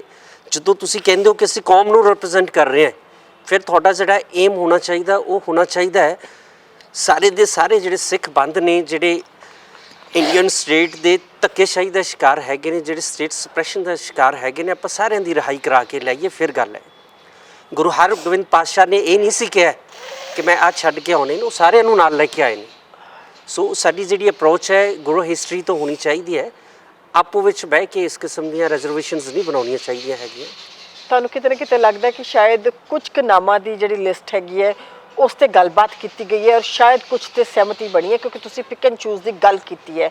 ਕੀ ਐਸਾ ਕੁਝ ਬੈਕਯਾਰਡ 'ਤੇ ਜਾਂ ਕੋਈ ਐਸੀਆਂ ਕਨਸੂਈਆਂ ਜਾਂ ਕੋਈ ਐਸੀਆਂ ਗੱਲਾਂ ਆ ਰਹੀਆਂ ਨੇ? ਕਿਉਂਕਿ ਤੁਸੀਂ ਇਹ ਬਹੁਤ ਪ੍ਰੋਮੀਨੈਂਟਲੀ ਹੁਣ ਕਹਿ ਕੇ ਨਿਬੜਿਓ ਕਿ ਹਾਂ ਪਿਕ ਐਂਡ ਚੂਜ਼ ਨਹੀਂ ਹੋਣਾ ਚਾਹੀਦਾ। ਕਿਤੇ ਨਾ ਕਿਤੇ ਗੱਲਾਂ ਹੈਗੀਆਂ ਨੇ, ਕਿਉਂਕਿ ਫਿਰ ਉੱਥੇ ਮੈਂ ਆਵਾਂਗੀ ਕਿ ਮੋਰਚੇ ਵਿੱਚ ਬਾਰ-ਬਾਰ ਆਵਾਜ਼ ਆ ਰਹੀ ਹੈ ਕਿ ਅਸੀਂ ਉੱਠਾਂਗੇ ਤਾਂ ਜੇ ਜਦੋਂ ਕਿ ਬੰਦੀ ਸਿੰਘਾਂ ਦੀ ਰਿਹਾਈ ਹੋਏਗੀ, ਔਰ ਇਸ ਗੱਲ ਨੂੰ ਬਾਰ-ਬਾਰ ਕਿਹਾ ਜਾ ਰਿਹਾ। ਦੇਖੋ ਜੀ, ਸਭ ਤੋਂ ਪਹਿਲੇ ਤਾਂ ਸਾਨੂੰ ਬੜਾ ਡਾਊਟ ਹੈਗਾ ਕਿ ਇੰਡੀਅਨ ਸਟੇਟ ਸਿੱਖਾਂ ਨੂੰ, ਜਿਹੜੇ ਖਾੜਕੂ ਸਿੱਖ ਨੇ, ਉਹਨਾਂ ਨੂੰ ਲੜਾਉਣਾ ਚਾਹੁੰਦੀ ਹੈ, ਉਹਨਾਂ ਦੀ ਕੈਟਾਗਰਾਈਜ਼ ਕਰ ਰਹੀ ਹੈ। ਫਿਰ ਅੱਗੇ ਇਹ ਕਹਿ ਰਹੀ ਹੈ ਕਿ ਜਿਹੜੇ ਸਾਡੇ ਨੇੜੇ ਆਉਣਗੇ, ਹੈ ਨਾ, ਜਿਹੜੇ ਇਹਨਾਂ ਦੇ ਏਜੰਸੀਜ਼ ਦੇ ਟਾਊਟਸ ਦੇ ਨੇੜੇ ਹੋਣਗੇ, ਉਹਨਾਂ ਨੂੰ ਅਸੀਂ ਛੱਡ ਦਿਆਂਗੇ, ਬਾਕੀਆਂ ਨੂੰ ਅਸੀਂ ਨਹੀਂ ਛੱਡਾਂਗੇ। ਸੋ ਇਹ ਬੜੀ ਖਤਰਨਾਕ ਗੱਲ ਹੈ। ਸਿੱਖਾਂ ਨੂੰ ਇਸ ਟਰੈਪ ਦੇ ਵਿੱਚ ਨਹੀਂ ਆਉਣਾ ਚਾਹੀਦਾ। ਸਿੱਖਾਂ ਨੂੰ ਇੱਕ ਯੂਨਿਟੀ ਰੱਖਣੀ ਚਾਹੀਦੀ ਹੈ। ਅਤੇ ਇਹ ਜਿਹੜੀ ਗੱਲ ਹੈਗੀ ਹੈ ਕਿ ਬੜੀ ਚੰਗੀ ਗੱਲ ਹੈ, ਜੇ ਕੋਈ ਉੱਥੇ ਖੜ੍ਹਦਾ ਹੈ, ਇਹ ਗੱਲ ਦੇ ਆਪ ਦੇ ਵਰਡਸ ਨੂੰ ਆਨਰ ਕਰਦਾ ਹੈ, ਤਾਂ ਬੜੀ ਚੰਗੀ ਗੱਲ ਹੈ। ਦੇਖੋ, ਸਰਦਾਰ ਦਰਸ਼ਨ ਸਿੰਘ ਫੇਰੂਮਾਨ ਨੇ ਆਪ ਦੇ ਵਰਡਸ ਆਨਰ ਕੀਤੇ ਨੇ। ਉਹ 76 ਦਿਨ ਭੁੱਖ ਹੜਤਾਲ 'ਤੇ ਬਹਿ ਕੇ ਆਪ ਦੀ ਸ਼ਹਾਦਤ ਦਿੱਤੀ ਹੈ। ਪਰ ਇੱਥੇ ਤੁਸੀਂ ਵੇਖੋ, ਕਈ ਲੋਕ ਫਿਰ ਆਪਣੇ ਆਪ ਉੱਠ ਕੇ ਭੱਜ ਵੀ ਗਏ ਨੇ, ਜਿਹੜੇ ਬਿਨਾਂ ਪੁੱਛਿਆ ਹੀ ਹੜਤਾਲਾਂ 'ਤੇ ਬਹਿ ਗਏ ਸੀ। ਇੱਥੇ ਭੁੱਖ ਹੜਤਾਲ, ਹੰਗਰ ਸਟ੍ਰਾਈਕਸ ਹੋਈਆਂ ਨੇ, ਕਈਆਂ ਨੇ ਰੱਖੀ ਹੈ, ਮੁੜ ਕੇ ਮਤਲਬ ਰੜੇ ਮੈਦਾਨ ਭੱਜ ਗਏ ਨੇ। ਸੋ ਜੇ ਇਸ ਕਿਸਮ ਦਾ ਕੰਮ ਕਰੋਗੇ ਤਾਂ ਹਿਸਟਰੀ ਕ੍ਰੀਏਟ ਹੋਊਗੀ। ਅਤੇ ਸਰਦਾਰ ਭਰਪੂਰ ਸਿੰਘ ਬਲਵੀਰ ਸਿੱਖਾਂ ਦੇ ਬੜੇ ਵਿਦਵਾਨ ਨੇ। ਉਹ ਕਹਿੰਦੇ ਨੇ ਕਿ ਜਿਹੜੇ ਬੁੱਢੇ ਠੇਰੇ ਮਨੁੱਖ ਨੇ, ਉਹ ਨੌਜਵਾਨਾਂ ਦੀਆਂ ਲਾਸ਼ਾਂ 'ਤੇ ਜਿਹੜੀ ਹੈ ਕੁਰਸੀ ਅਤੇ ਰਾਜਨੀਤਿਕ ਤਾਕਤ ਜਿਹੜੀ ਹੈ ਲੈਣੀ ਚਾਹੁੰਦੇ ਨੇ। ਅਤੇ ਅਸੀਂ ਤਾਂ ਕਹਾਂਗੇ ਵੀ ਜਿਹੜੇ ਇਹ ਬਜ਼ੁਰਗ ਇੱਥੇ ਲੀਡਰ ਹੈਗੇ ਨੇ, ਉਹ ਨੌਜਵਾਨਾਂ ਨੂੰ ਨਾ ਕਹਿਣ ਕਿ ਤੁਸੀਂ ਅੱਗੇ ਰਹੋ, ਆਪ ਆ ਕੇ ਅੱਗੇ ਲੜਨ, ਸੰਘਰਸ਼ ਕਰਨ, ਸ਼ਹਾਦਤ ਦੇਣ, ਤਾਂ ਜੋ ਕਿ ਕੌਮ ਦਾ ਜਿਹੜਾ ਸੰਘਰਸ਼ ਠੰਡਾ ਪਿਆ ਹੈ ਉਹ ਗਰਮ ਹੋ ਸਕੇ। ਤੁਹਾਡੇ ਵੱਲੋਂ ਵੀ ਬਾਰ-ਬਾਰ ਇਹ ਗੱਲ ਕਹੀ ਜਾ ਰਹੀ ਹੈ ਕਿ ਗੁਰੂ ਗ੍ਰੰਥ ਸਾਹਿਬ ਦੀ ਅਗਵਾਈ ਹੇਠ ਹੀ ਜਿਹੜੀ ਹੈਗੀ ਹੈ ਲੜਾਈ ਵਿੱਢੀ ਜਾਣੀ ਚਾਹੀਦੀ ਹੈ, ਲੜੀ ਜਾਣੀ ਚਾਹੀਦੀ ਹੈ, ਮੋਰਚੇ ਲੱਗਣੇ ਚਾਹੀਦੇ ਹੈ। ਅਤੇ ਉਸ ਮੋਰਚੇ ਵਿੱਚੋਂ ਜਿਹੜਾ ਕਿ ਹੁਣ ਜੇ ਆਪਾਂ ਕਹੀਏ ਕਿ ਚੰਡੀਗੜ੍ਹ ਅਤੇ ਮੋਹਾਲੀ ਦੇ ਬਾਰਡਰ 'ਤੇ ਲੱਗਿਆ ਕੌਮੀ ਇਨਸਾਫ ਮੋਰਚਾ, ਉਹਦੇ ਵਿੱਚ ਵੀ ਇਹੀ ਗੱਲ ਜਿਹੜੀ ਹੈਗੀ ਕਹੀ ਜਾ ਰਹੀ ਹੈ, ਸੁਣਾਈ ਦੇ ਰਹੀ ਹੈ। ਉੱਥੇ ਵੀ ਲੋਕ ਇਹੀ ਕਹਿ ਰਹੇ ਨੇ ਕਿ ਲੱਗਣਾ ਚਾਹੀਦਾ, ਜਦ ਕਿ ਅਗਵਾਈ ਜਿਹੜੀ ਹੈਗੀ ਹੈ ਉਹ ਇੱਕ ਕਮੇਟੀ ਕਰ ਰਹੀ ਹੈ, 23 ਮੈਂਬਰੀ ਕਮੇਟੀ। ਕੋਈ ਤਾਲਮੇਲ ਹੋਇਆ ਤੁਹਾਡਾ ਉਹਨਾਂ ਦੇ ਨਾਲ? ਦੇਖੋ, ਕਈ ਲੋਕ ਤਾਲਮੇਲ 'ਚ ਹੈਗੇ ਨੇ, ਕੋਈ ਐਸੀ ਗੱਲ ਨਹੀਂ ਹੈਗੀ। ਪਰ ਅਸੀਂ ਤਾਂ ਇੱਕ ਵਿਊ ਦਿੱਤਾ ਹੈ ਕਿ 2-2.5 ਕਰੋੜ ਸਿੱਖ ਇੱਕ ਜਗ੍ਹਾ ਇਕੱਠਾ ਨਹੀਂ ਕੀਤਾ ਜਾ ਸਕਦਾ ਹੈ। ਗੁਰੂ ਸਾਹਿਬ ਨੇ ਸਾਨੂੰ ਸਰਬੱਤ ਖਾਲਸੇ ਦੀ ਇੰਸਟੀਟਿਊਸ਼ਨ ਦਿੱਤੀ ਹੈ ਕਿ ਅਸੀਂ ਵਰਲਡ ਵਾਈਡ 500-400 ਬੰਦਾ ਹੈ, ਦੁਨੀਆ ਦੇ ਹਰ ਕਾਰਨਰ 'ਚ ਸਿੱਖ ਨੁਮਾਇੰਦਾ ਲਾਈਏ। ਸਿੱਖਾਂ ਕੋਲੇ ਬੜੇ ਵੱਡੇ ਡਿਪਲੋਮੇਟ ਨੇ, ਜਿਹੜੇ ਫੋਰਨ ਦੇ ਵਿੱਚ ਟੇਬਲਸ ਸਰਕਾਰਾਂ ਨਾਲ ਬੈਠਦੇ ਨੇ, ਉਹਨਾਂ ਦੀ ਸਰਵਿਸਿਜ਼ ਲਈਏ, ਤਾਂ ਜੋ ਕਿ ਇੰਡੀਅਨ ਗੌਰਮੈਂਟ, ਤੁਸੀਂ ਦੇਖੋ ਕਿ ਹੁਣ ਸਥਿਤੀ ਬੜੀ ਡਿਫਰੈਂਟ ਹੋ ਗਈ ਹੈ ਕਿ ਆਪਾਂ ਆਜ਼ਾਦੀ ਚਾਹੁੰਦੇ ਹਾਂ। ਬ੍ਰਿਟਿਸ਼ਰਸ ਦੇ ਕੋਲੋਂ ਤੋਂ ਆਜ਼ਾਦੀ ਲੈਣੀ ਬੜੀ ਸੌਖੀ ਸੀ। ਉਦੋਂ 3 ਕੌਮਾਂ ਸੀ, ਹਿੰਦੂ, ਮੁਸਲਿਮ, ਸਿੱਖ। ਅੱਜ ਤੁਸੀਂ ਦਿੱਲੀ ਦੇ ਹਿੰਦੂ ਤੋਂ ਆਜ਼ਾਦੀ ਭਾਲਦੇ ਹੋ, ਬੜਾ ਔਖਾ ਕੰਮ ਹੈ। ਜਦੋਂ ਤੱਕ ਤੁਹਾਡੇ ਕੋਲ ਐਕਸਪਰਟ ਡਿਪਲੋਮੇਟਸ ਨਹੀਂ ਹੋਣਗੇ, ਤੁਹਾਡਾ ਪ੍ਰੈਸ਼ਰ ਨਹੀਂ ਹੋਏਗਾ ਮੂਵਮੈਂਟ ਦਾ, ਉਦੋਂ ਤੱਕ ਆਪਾਂ ਇਹ ਚੀਜ਼ਾਂ ਨਹੀਂ ਗੇਨ ਕਰ ਸਕਦੇ। ਜੀ, 350 ਸਾਲਾਂ 'ਤੇ ਇੱਕ ਲਿਸਟ ਜਾਰੀ ਹੋਈ ਸੀਗੀ, ਨੋਟੀਫਿਕੇਸ਼ਨ ਨਹੀਂ ਹੋਇਆ।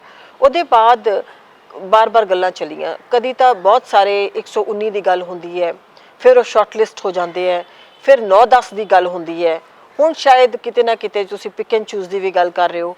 ਇਹ ਜਿਹੜੀਆਂ ਚੀਜ਼ਾਂ ਨੇ, ਐਗਜ਼ੈਕਟ ਫਿਗਰਸ, ਤੁਸੀਂ ਕਿਉਂਕਿ ਹਿਊਮਨ ਰਾਈਟਸ ਦੇ ਵਕੀਲ ਹੋ, ਔਰ ਖਾਸ ਕਰਕੇ ਜਿਹੜੇ ਹੈਗੇ ਬੰਦੀ ਸਿੱਖਾਂ ਦੀ ਲੜਾਈ ਜਿਹੜੀ ਹੈ ਤੁਸੀਂ ਉਹ ਲੜਦੇ ਰਹੇ ਹੋ, ਤਾਂ ਤੁਹਾਡੇ ਕੋਲ ਕੀ ਫਿਗਰਸ ਨੇ ਔਰ ਕਿੱਦਾਂ, ਕਿਸ ਤਰੀਕੇ ਦੇ ਨਾਲ ਤੁਸੀਂ ਇਹਨੂੰ ਜਿਹੜਾ ਐਕਸਪਲੇਨ ਕਰੋਗੇ? ਦੇਖੋ, ਕੋਈ ਐਗਜ਼ੈਕਟ ਡਾਟਾ ਨਹੀਂ ਹੈਗਾ, ਕਿਉਂਕਿ ਨੰਬਰ ਆਫ ਕੇਸਿਸ ਹੈਗੇ ਨੇ। UAP ਦੇ ਵਿੱਚ ਅੰਡਰ ਟ੍ਰਾਇਲ ਪ੍ਰਿਜ਼ਨਰਸ ਵੀ ਹੈਗੇ ਨੇ, ਸਾਡੇ ਕਨਵਿਕਟਡ ਵੀ ਹੈਗੇ ਨੇ।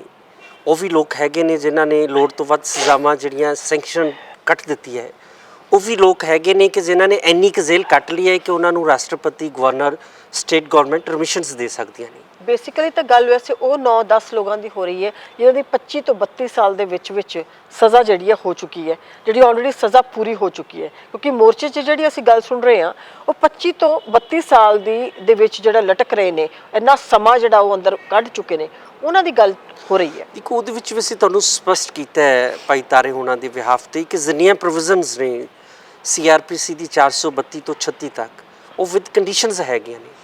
ਹੁਣ ਉਹਨਾਂ ਰਿਲੀਜ਼ ਕਰਨ ਵਾਲੇ ਬੰਦਿਆਂ 'ਚੋਂ ਇਹ ਤੈਅ ਹੋਊਗਾ ਕਿ ਕਿਹੜੇ ਬੰਦੇ ਨੇ ਸਰਕਾਰ ਦੀ ਲੱਤ ਥੱਲੋਂ ਨਿਕਲ ਕੇ ਆਉਣਾ ਅਤੇ ਕਿਹਨੇ ਨਹੀਂ ਆਉਣਾ। ਜਿਹੜਾ ਲੱਤ ਥੱਲੋਂ ਨਿਕਲ ਜਾਏਗਾ ਉਹ ਆ ਜਾਊਗਾ, ਜਿਹੜਾ ਨਹੀਂ ਨਿਕਲੂਗਾ ਉਹ ਅੰਦਰ ਬੈਠਿਆ ਰਹੂਗਾ। ਸੋ ਅਸੀਂ ਤਾਂ ਮਹਿਸੂਸ ਕਰਦੇ ਹਾਂ ਕਿ ਸਟੇਟ ਜਿਹੜੀ ਹੈ ਸਿੱਖਾਂ ਨੂੰ ਟੁੱਕ ਸੁੱਟਣ ਵਾਲੀ ਗੱਲ ਕਰ ਰਹੀ ਹੈ। ਪੁਰਾਤਨ ਸਮੇਂ ਦੇ ਵਿੱਚ ਸਿੱਖਾਂ ਦਾ ਬੜਾ ਹਾਈ ਕਰੈਕਟਰ ਸੀ, ਸਿੱਖਾਂ ਨੇ ਬੜੇ ਤਗੜੇ ਹੋ ਕੇ ਲੜਿਆ। ਉਦੋਂ ਮੀਰ ਮੰਨੂ ਦੇ ਜ਼ੁਲਮਾਂ ਦੇ ਖਿਲਾਫ ਸਿੱਖਾਂ ਨੇ ਕਦੇ ਇਹ ਨਹੀਂ ਕਿਹਾ ਹੈਗਾ। ਸੋ ਅੱਜ ਵੀ ਜਿਹੜੀ ਹੈ, ਮਤਲਬ ਸਾਨੂੰ ਸਿੱਖ ਹਿਸਟਰੀ ਵਾਲੇ ਪਾਸੇ ਜਾਣਾ ਚਾਹੀਦਾ ਹੈ। ਉਹ ਦਸਾਂ ਨੂੰ ਇਹ ਸਟੈਂਡ ਕਰਨਾ ਚਾਹੀਦਾ ਹੈ ਕਿ ਸਾਰੇ ਹੀ ਆਵਾਂਗੇ, ਨਹੀਂ ਤਾਂ ਕੋਈ ਵੀ ਨਹੀਂ ਆਏਗਾ ਜੀ। ਜੇ ਫਿਰ ਵੀ ਦੇਖਿਆ ਜਾਏ ਤਾਂ ਉਸ ਇਨਸਾਫ ਮੋਰਚੇ ਦੇ ਨਾਲ ਨਾਲ ਜਿਹੜਾ ਕੌਮੀ ਇਨਸਾਫ ਮੋਰਚਾ ਲੱਗਿਆ, ਪੈਰਲਲ ਇੱਕ ਗੱਲ ਹੋਰ ਹੋਣੀ ਸ਼ੁਰੂ ਹੋਈ ਹੈ।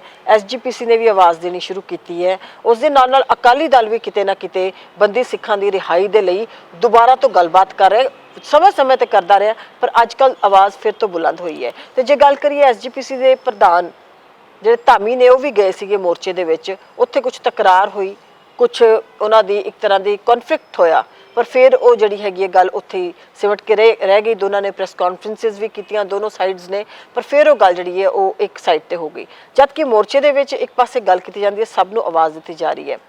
ਤੁਸੀਂ SGPC ਦਾ ਰੋਲ ਤੇ ਪੋਲੀਟੀਕਲ ਪਾਰਟੀ ਅਕਾਲੀ ਦਲ, ਇਹ ਸਾਰਾ ਦਾ ਸਾਰਾ ਜਿਹੜਾ ਇੱਕ ਹੈ ਇਸ ਟਾਈਮ ਜਿਹੜਾ ਬਰਤਾਂਤ ਬਣ ਰਿਹਾ, ਉਹ ਕੀ ਕਹੋਗੇ ਉਹਨੂੰ? ਦੇਖੋ, ਅਸੀਂ ਮਹਿਸੂਸ ਕਰਦੇ ਹਾਂ ਵੀ ਕਾਂਗਰਸ, BJP, ਆਪ ਸੈਂਟਰ ਦੀਆਂ ਪਾਰਟੀਆਂ ਨੇ, ਇਹਨਾਂ ਨੇ ਕਦੇ ਵੀ ਰੈਜ਼ੋਲੂਸ਼ਨ ਤਾਮਿਲਨਾਡੂ ਦੀ ਤਰਜ਼ ਤੇ ਪਾਸ ਨਹੀਂ ਕਰਨਾ ਸਿੱਖਾਂ ਨੂੰ ਛੱਡਣ ਲਈ। ਅਕਾਲੀ ਦਲ ਜਿੰਨੀ ਕਿ ਆਪਦੇ ਮੈਨੀਫੈਸਟੋ 'ਚ 97 'ਚ ਲੈ ਕੇ ਆਇਆ ਸੀ ਵੀ ਅਸੀਂ ਪੁਲਿਸ ਅਫਸਰਾਂ 'ਤੇ ਪਰਚੇ ਦਰਜ ਕਰਾਂਗੇ ਜਿਨ੍ਹਾਂ ਨੇ ਜ਼ਿਆਦਤੀਆਂ ਕਮਿਟ ਕੀਤੀਆਂ ਨੇ, ਅਸੀਂ ਛਡਾਵਾਂਗੇ ਵੀ। 3 ਵਾਰੀ ਸਰਕਾਰ ਹੰਡਾਉਣ ਦੇ ਬਾਵਜੂਦ ਵੀ ਇਹਨਾਂ ਨੇ ਇੱਕ ਵੀ ਰੈਜ਼ੋਲੂਸ਼ਨ ਤਾਮਿਲਨਾਡੂ ਦੀ ਤਰਜ਼ ਤੇ ਪਾਸ ਨਹੀਂ ਕੀਤਾ।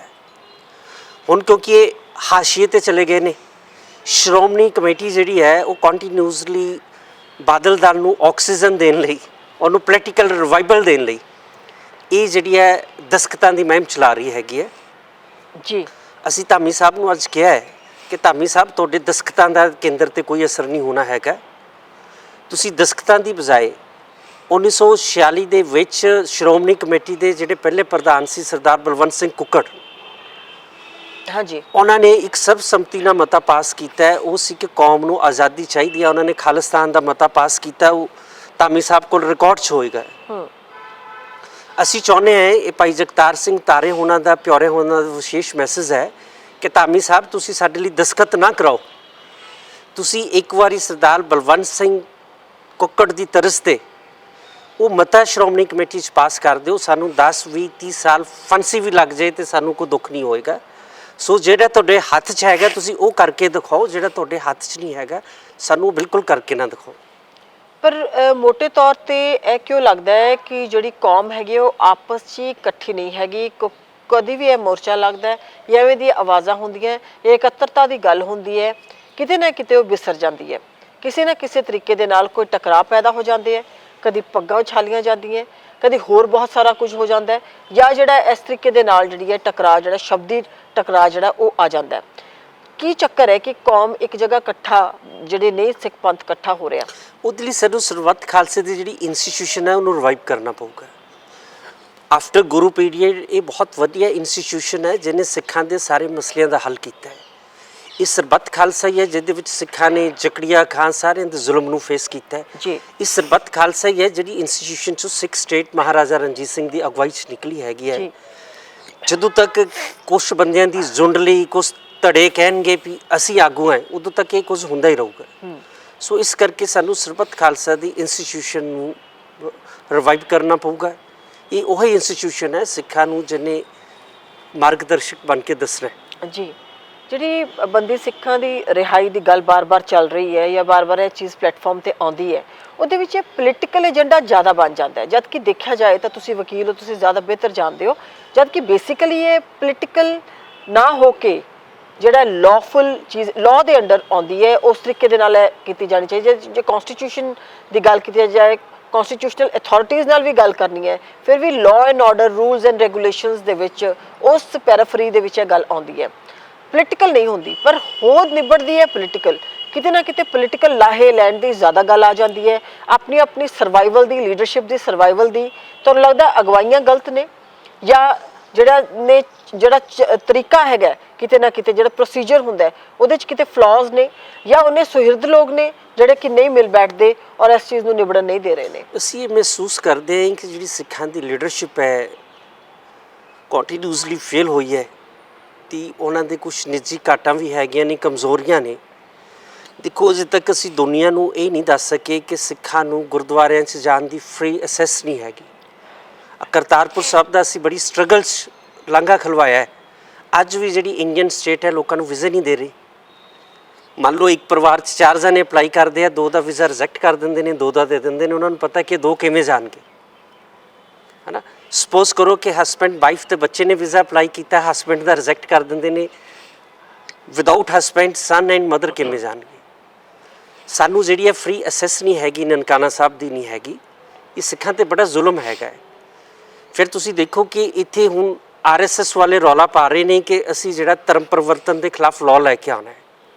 ਆਰਟੀਕਲ 25 ਦੇਖੋ, ਤੁਸੀਂ 2 ਕਰੋੜ ਦੀ ਕੌਮ ਨੂੰ ਹਿੰਦੂ ਐਕਟ ਦੇ ਥੱਲੇ ਲਿਆ ਕੇ ਐਡੀ ਵੱਡੀ ਕਨਵਰਸ਼ਨ ਅਜੇ ਤੱਕ ਸਾਡੇ ਜਿਹੜੇ ਸਿੱਖ ਲੀਡਰ ਹੈ, ਜਿਹੜੇ ਪਾਵਰ 'ਚ ਵੀ ਰਹੇ ਨੇ, ਜਿਹੜੇ ਕੇਂਦਰ ਦੇ ਵਿੱਚ ਭਾਈਵਾਲ ਵੀ ਰਹੇ ਨੇ BJP ਦੇ, ਉਹਨਾਂ ਨੇ ਸਵਾਲ ਨਹੀਂ ਕੀਤਾ ਹੈਗਾ। ਸੋ ਨੰਬਰ ਆਫ ਇਸ਼ੂਜ਼ ਨੇ। ਮਤਲਬ ਕੌਮ, ਹੁਣ ਅਸੀਂ ਸੋਚਦੇ ਹਾਂ ਕਿ ਲੀਡਰਾਂ 'ਤੇ ਆਸ ਨਹੀਂ ਕੀਤੀ ਜਾ ਸਕਦੀ। ਇਹ ਸਰਬੱਤ ਖਾਲਸਾ ਹੀ ਹੈ ਜਿਹਦੇ 'ਚ ਨੀਅਤ ਵਾਲੇ ਲੋਕ, ਚੰਗੇ ਕਿਰਦਾਰ ਵਾਲੇ ਆਉਣ, ਫਿਰ ਇਹਨਾਂ ਸਾਰੇ ਇਸ਼ੂਜ਼ ਨੂੰ। ਹੁਣ ਜੇ ਲਾਅ ਦੀ ਗੱਲ ਹੈਗੀ ਹੈ ਤਾਂ ਅਸੀਂ ਦੁਨੀਆ ਨੂੰ ਅਜੇ ਤੱਕ ਇਹ ਨਹੀਂ ਮਹਿਸੂਸ ਕਰਾ ਸਕੇ। ਦੇਖੋ ਲਾਅ ਦਾ ਕਿੰਨਾ ਡਿਫਰੈਂਸ ਹੈਗਾ ਜੀ। ਇੱਕ ਬੰਦਾ ਹੈ ਕਿਸ਼ੋਰੀ ਲਾਲ ਹੈ, ਜਿਹਨੂੰ 8 ਵਾਰੀ ਵੱਖ-ਵੱਖ ਕੇਸਾਂ 'ਚ ਫਾਂਸੀ ਹੋਈ ਹੈ, ਜਿਹਨੇ ਬੁਚਰਸ ਦੀ ਤਰ੍ਹਾਂ ਪੀਸਸ ਦੇ ਵਿੱਚ ਸਿੱਖਾਂ ਨੂੰ ਕੱਟਿਆ ਜੀ। ਕਿੰਨੇ ਉਹਨੇ ਸਿੱਖ ਮਾਰੇ ਨੇ, ਉਹਦੀਆਂ ਸਾਰੀਆਂ ਫਾਂਸੀਆਂ ਵੀ ਮਾਫ ਹੋ ਗਈਆਂ। ਇੱਥੇ ਐਸੇ ਬੰਦੇ ਨੇ ਪ੍ਰੋਫੈਸਰ ਦਵਿੰਦਰਪਾਲ ਭੁੱਲਰ ਵਰਗੇ, ਜਿਹੜਾ ਕਿ ਲੈਕਚਰਰ ਸੀ ਲੁਧਿਆਣੇ ਦੇ ਗੁਰੂ ਨਾਨਕ ਦੇਵ ਇੰਜੀਨੀਅਰਿੰਗ ਕਾਲਜ। ਤੁਸੀਂ ਦੇਖੋ ਜੀ, ਉਹਦੇ ਬਾਪ ਨੂੰ, ਉਹਦੇ ਮਾਸੜ ਨੂੰ ਵੀ ਸਮਿਥ ਸੈਣੀ ਨੇ ਮਾਰ ਕੇ ਬੋਇਲਰ ਦੇ ਵਿੱਚ ਸੁੱਟ ਕੇ ਉਹਦੀ ਬਾਡੀ ਵੀ ਮਿਸਐਪਰੋਪ੍ਰੀਏਟ ਕਰ ਦਿੱਤੀ ਹੈ ਨਾ। ਉਹਨੂੰ ਝੂਠੇ ਕੇਸ ਦੇ ਵਿੱਚ 120B ਦੇ ਵਿੱਚ, ਅਜੇ ਤੱਕ ਤੁਸੀਂ ਇੰਡੀਅਨ ਹਿਸਟਰੀ 'ਚ ਨਹੀਂ ਦੇਖਿਆ ਹੋਵੇਗਾ ਕਿ 120B 'ਚ ਵੀ ਕਦੇ ਫਾਂਸੀ ਹੋਈ ਹੈ। ਤੁਸੀਂ ਉਹਨੂੰ ਫਾਂਸੀ ਕਰ ਦਿੱਤੀ ਹੈ। ਡਾਕਟਰਸ ਨੇ ਕਹਿ ਦਿੱਤਾ ਹੈ, ਉੱਥੇ ਦਿੱਲੀ ਦੇ ਵੱਡੇ ਹਸਪੀਟਲਸ ਨੇ, ਸਰਕਾਰੀ ਨੇ, ਏਮਸ ਨੇ ਕਹਿ ਦਿੱਤਾ ਹੈ ਕਿ ਉਹ ਮੈਂਟਲੀ ਇਸ ਵੇਲੇ ਜਿਹੜੀ ਹੈ ਉਹ ਠੀਕ ਨਹੀਂ ਹੈਗਾ। ਉਹਦੇ ਬਾਵਜੂਦ ਵੀ ਤੁਸੀਂ ਕਹਿੰਦੇ ਹੋ ਇਹਨੂੰ ਛੱਡਣਾ ਨਹੀਂ ਹੈਗਾ। ਮਤਲਬ ਇਸ ਕਿਸਮ ਦੀ ਜਿਹੜੀ ਪੈਰਿਟੀ ਹੈ, ਇਸ ਕਿਸਮ ਦਾ ਜ਼ੁਲਮ ਹੈਗਾ। ਤੇ ਇਹ ਜਿਹੜੇ ਬੰਦੇ ਹੈਗੇ ਨੇ, ਮਤਲਬ ਮੈਂ ਬਹੁਤ ਸਪਸ਼ਟ ਕਰਨਾ ਚਾਹੁੰਦਾ, ਦੁਨੀਆ ਨੂੰ ਦੱਸਣ ਦੀ ਲੋੜ ਹੈਗੀ ਹੈ, ਇਹ ਕੋਈ ਕ੍ਰਿਮੀਨਲ ਨਹੀਂ ਹੈਗੇ। ਇਹ ਪੋਲੀਟੀਕਲ ਪ੍ਰਿਜ਼ਨਰਸ ਨੇ ਜਿਹੜੇ ਕੌਮ ਦੀ ਆਜ਼ਾਦੀ ਲਈ ਜੇਲ੍ਹਾਂ 'ਚ ਬੈਠੇ ਹੋਏ ਨੇ ਜੀ। ਸੋ ਇਹਨਾਂ ਲਈ ਗੱਲ ਕਰਨੀ ਕੋਈ ਮਾੜੀ ਗੱਲ ਨਹੀਂ ਹੈਗੀ, ਇਹਨਾਂ ਲਈ ਆਵਾਜ਼ ਉਠਾਉਣੀ ਬੜੀ ਚੰਗੀ ਗੱਲ ਹੈ। ਸੋ ਅਸੀਂ ਸਾਰੇ ਵਰਲਡ ਵਾਈਡ ਸਿੱਖਾਂ ਨੂੰ ਅਪੀਲ ਕਰਦੇ ਹਾਂ ਕਿ ਜਿਹੜਾ ਕੌਮੀ ਇਨਸਾਫ ਮੋਰਚਾ ਹੈ, ਇਹਦੇ 'ਚ ਵੱਧ ਤੋਂ ਵੱਧ ਗਿਣਤੀ 'ਚ ਪਹੁੰਚੋ, ਇਹਨੂੰ ਕਾਮਯਾਬ ਕਰੋ। ਤੇ ਇੱਕ ਦੂਜੇ ਦੇ ਸਵਾਲ ਕਰਨ ਦਾ ਮਤਲਬ ਇਹ ਨਹੀਂ ਹੈਗਾ ਕਿ ਅਸੀਂ ਮੁਖਾਲਫਤ ਕਰ ਰਹੇ ਹਾਂ। ਇਹਦਾ ਮਤਲਬ ਇਹ ਹੈ ਕਿ ਆਪਾਂ ਚੀਜ਼ਾਂ ਨੂੰ ਚੰਗੇ ਢੰਗ ਨਾਲ ਅਸਾਰੂ ਜਿਹੜੀ ਹੁੰਦੀ ਹੈ ਪੋਜੀਸ਼ਨ 'ਚ ਲਿਜਾਣ ਲਈ ਕੰਸਟਰਕਟਿਵ ਡਿਬੇਟ ਬੜੀ ਜ਼ਰੂਰੀ ਹੈਗੀ ਹੈ। ਸੋ ਇਹਨੂੰ ਇਸ ਕੰਟੈਕਸਟ ਵਿੱਚ ਨਹੀਂ ਲਿਆ ਜਾਣਾ ਚਾਹੀਦਾ ਹੈ ਜਿਵੇਂ ਕੁਝ ਲੋਕ ਸੋਚੀ ਬੈਠੇ ਹੈਗੇ ਨੇ। ਜੀ ਜੀ, ਬਹੁਤ ਬਹੁਤ ਧੰਨਵਾਦ। Thank you. ਇਹ ਸਾਡੇ ਨਾਲ ਸੀਗੇ ਐਡਵੋਕੇਟ ਸਿਮਰਨਜੀਤ ਸਿੰਘ। ਬੜੇ ਖੁਲਾਸੇ ਦੇ ਨਾਲ ਉਹਨਾਂ ਨੇ ਗੱਲਬਾਤ ਕੀਤੀ। ਮੋਰਚਾ ਜਿਹੜਾ ਇਸ ਟਾਈਮ ਮੋਹਾਲੀ ਤੇ ਚੰਡੀਗੜ੍ਹ ਦੀਆਂ ਬਾਰਡਰ ਤੇ ਲੱਗਿਆ ਹੋਇਆ ਹੈ, ਪਰ ਕੁਝ ਖਦਸ਼ੇ ਵੀ ਨੇ, ਔਰ ਉਸ ਦੇ ਨਾਲ ਨਾਲ ਉਹਨਾਂ ਨੇ ਕਿਹਾ ਕਿ ਇਹ ਪੋਲੀਟੀਕਲ ਪ੍ਰਿਜ਼ਨਰਸ ਨੇ, ਕੋਈ ਜੰਗੀ ਕੈਦੀ ਨਹੀਂ ਹੈਗੇ। ਇਸ ਚੀਜ਼ ਦਾ ਫਰਕ ਸਰਕਾਰਾਂ ਨੂੰ ਵੀ ਹੁਣ ਸਮਝਣਾ ਚਾਹੀਦਾ ਹੈ। ਤੇ ਜਿਵੇਂ ਕਿ ਕਿਸੇ ਵੀ ਬਸ਼ਿੰਦਾ ਜਿਹੜਾ ਕਿ ਇਸ ਮੁਲਕ ਦੇ ਵਿੱਚ ਰਹਿੰਦਾ, ਉਹਦਾ ਜੇ ਉਮਰ ਕੈਦ ਉਹਨੂੰ ਹੋ ਜਾਂਦੀ ਹੈ ਤੇ ਉਸ ਦੇ ਬਾਅਦ ਇੱਕ ਪਾਰਟਿਕੂਲਰ ਸੈਂਟੈਂਸ ਦਾ ਟਾਈਮ ਹੁੰਦਾ ਹੈ, ਉਸ ਟਾਈਮ ਤੋਂ ਬਾਅਦ ਉਹਨਾਂ ਦੀ ਰਿਹਾਈ ਹੋ ਜਾਂਦੀ ਹੈ। ਉਸੇ ਤਰੀਕੇ ਦੇ ਨਾਲ ਬੰਦੀ ਸਿੰਘਾਂ ਦੀ ਰਿਹਾਈ, ਕਿਉਂਕਿ ਉਹਨਾਂ ਦਾ ਟੈਨਿਓਰ ਸੈਂਟੈਂਸ ਦਾ ਜਿਹੜਾ ਸਜ਼ਾ ਯਾਫਤਾ ਜਿਹੜੇ ਸਿੱਖ ਨੇ, ਕੈਦੀ ਨੇ, ਉਹਨਾਂ ਦੀ ਹੁਣ ਸਜ਼ਾ ਪੂਰੀ ਹੋ ਚੁੱਕੀ ਹੈ, ਸਜ਼ਾਵਾਂ ਪੂਰੀਆਂ ਹੋ ਚੁੱਕੀਆਂ। ਤਾਂ ਡੈਫੀਨੇਟਲੀ ਇੱਕ ਕੰਸਟਰਕਟਿਵ ਗੱਲ ਇਸ 'ਤੇ ਹੋਣੀ ਚਾਹੀਦੀ ਹੈ। ਤੇ ਸਰਕਾਰਾਂ ਨੇ ਜਿਹੜੀਆਂ ਆਪਣੇ ਵੱਲੋਂ ਲਿਸਟ ਜਾਰੀ ਕੀਤੀ ਸੀ ਜਾਂ ਫਿਰ ਜਿਹੜੀ ਉਹਨਾਂ ਨੇ ਰਿਹਾਈ ਦੀ ਐਲਾਨ ਕੀਤੇ ਸੀ, ਉਹਨਾਂ ਚੀਜ਼ਾਂ 'ਤੇ ਹੁਣ ਨੋਟੀਫਾਈ ਹੋਣਾ ਚਾਹੀਦਾ, ਛੱਡੇ ਜਾਣੇ ਚਾਹੀਦੇ ਆ। ਬੰਦੀ ਸਿੰਘਾਂ ਦੀ ਰਿਹਾਈ ਲਈ ਮੋਰਚਾ ਜਿਹੜਾ ਹੈ ਆਲਰੇਡੀ ਉੱਥੇ ਚੱਲ ਰਿਹਾ, ਪਰ ਅੱਜ ਭਾਈ ਪਿਉਰਾ ਤੇ ਭਾਈ ਤਾਰਾ ਦੇ ਵੱਲੋਂ ਉਹਨਾਂ ਦੇ ਵਕੀਲ ਸਾਹਿਬ ਨੇ ਅੱਜ ਸਾਡੇ ਨਾਲ ਇਹ ਗੱਲਬਾਤ ਕੀਤੀ ਹੈ। ਮੇਰੇ ਨਾਲ ਮੇਰੀ ਕੈਮਰਾ ਟੀਮ ਤੇ ਨੇ ਸਰਬਜੀਤ ਸਿੰਘ, ਤੇ ਮੈਨੂੰ ਹੁਣ ਦਿਓ ਇਜਾਜ਼ਤ। ਬਹੁਤ ਬਹੁਤ ਧੰਨਵਾਦ। E5 ਚੈਨਲ ਪੰਜਾਬੀ ਹੁਣੇ ਸਬਸਕ੍ਰਾਈਬ ਕਰੋ, ਬੈਲ ਆਈਕਨ ਤੇ ਕਲਿੱਕ ਕਰੋ। ਕੀ ਹੁੰਦੀ ਹੈ ਜਮਾਬੰਦੀ, ਕਿਵੇਂ ਬਣਦੀ ਹੈ ਵਸੀਅਤ, ਜ਼ਮੀਨ ਜਾਇਦਾਦ ਦੇ ਹਰ ਮਸਲੇ ਤੇ ਕਰਾਂਗੇ ਚਰਚਾ। ਦੇਖਣਾ ਨਾ ਭੁੱਲਣਾ ਸਾਡਾ ਖਾਸ ਪ੍ਰੋਗਰਾਮ naibtehsildar.com ਕਾਨੂੰਨ ਜਾਇਦਾਦ ਦਾ।